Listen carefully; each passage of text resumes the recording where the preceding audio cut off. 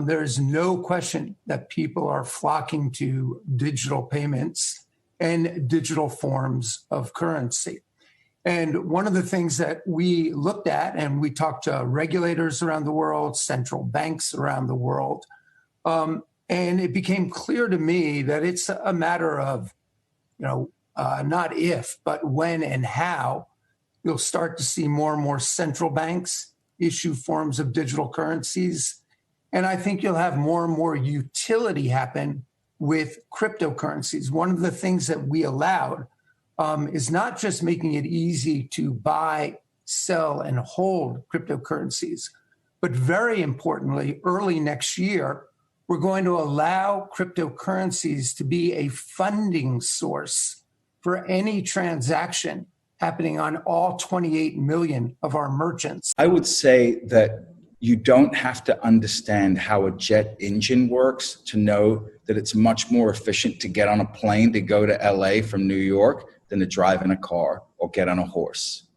So get over trying to understand every single aspect of it and understand that people way smarter than me, way richer than me are getting involved in crypto, right? Paul Tudor Jones worth $8 billion. The guy built his entire fortune out of traditional equity markets and commodity markets. He put 2% of his net worth into Bitcoin. Think about that. Think about that. I've never made 8 billion. Have you ever made 8 billion?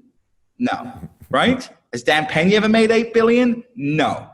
So think about who you want to listen to. Let me get your initial read then on this big move to the downside and arguably the broader argument that this is not necessarily a very reliable haven given the amount of volatility that's in there. Well, I beg to differ.